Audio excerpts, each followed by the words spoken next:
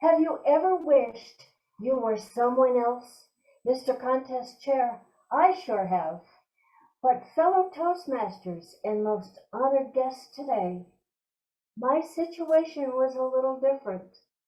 When I was just a small child, I wished that I could have been born in a different generation. I wanted to be my father's sister, not his daughter. Now, isn't that an odd thing for a little child to wish?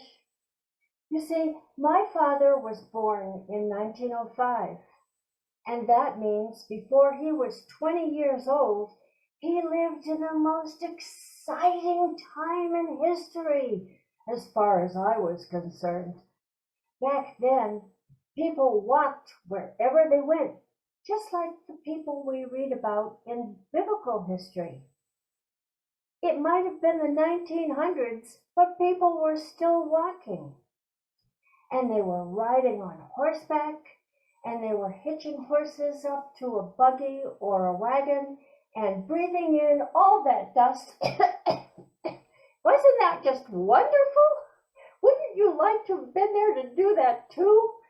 And inventions came along. By the time my father was 20 years old, here comes the Model T Ford. Can you imagine driving a brand new Model T with no miles on the engine? And again, all that dust flying up in the air. And radio was invented, and refrigerators. We are so familiar with refrigerators now, we don't even think about it. But back then, they didn't have that. They had something called an ice box, and the iceman would come and bring a great big block of ice. And when the ice was about to melt, here comes another block. They lived on a farm. And granted, farm work is not always easy. It can be long hours. You don't get to go any place and do fun things because you have to stay on the farm and you have to work the farm. You have to take care of the animals. You have to take care of the land and all the crops. Boy, did I want to be my Aunt Mary. I couldn't believe that I was born when I was, and I missed all of that. And I was so bored. Nothing exciting ever happened. And everything in my little mind thought that everything that was going to be invented already was.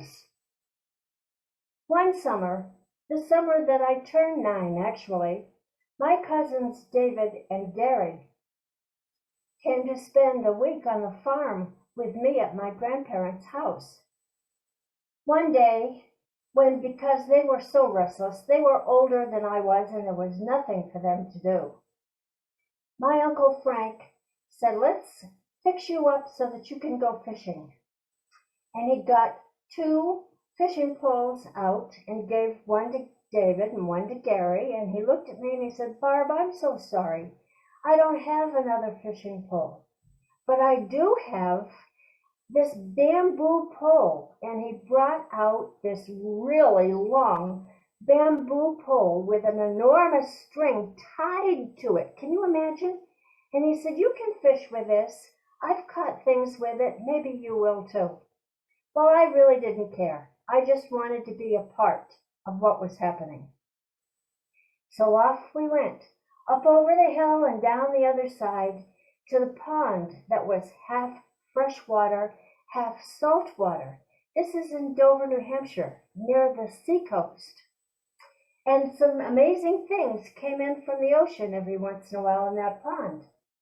Well, that day we were sitting on the banks and they were making so much noise, chattering away, laughing, and I was just sitting there quietly minding my own business with a string in the water attached to this pole. And I thought, they will never catch anything because they're making so much noise. What a cacophony.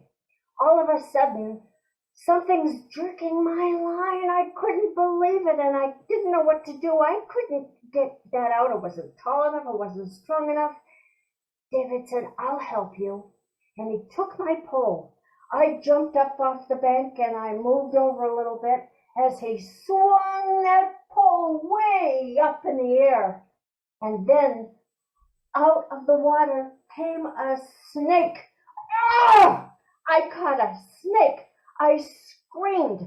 I turned around and I ran up the hill. But just about the time I was at the apple tree, that snake was right beside me, whacking itself up against the tree trunk because David had swung it that high and that far out. I got another boost of energy. I screamed again and I ran up over the top of the hill and down the other side. Grabby, grabby, grabby. My Uncle Frank came running in from another field where he'd been working. My grandmother came out of the house. What is wrong? I ran into her arms and I said, oh, I caught a snake. Just about that time, David and Gary are coming down over the crest of the hill. Frank is meeting them, and they are all so excited. I couldn't understand why. I'd done a terrible thing, and they're happy? Well, it turns out my snake wasn't a snake at all. My snake was an eel. And that eel swam around in the sink in the shed all night long. The next morning, my grandmother killed the snake and cooked it in a cast iron pan on the old wood stove in the kitchen. I sat at the breakfast table while all my family ate that eel, but I would not taste it. I had an outstanding revolution that morning. And I knew that I would never again want to be my father's sister. I was perfectly happy being me, and I would never want to be anyone else either. Mr. Contest Chair,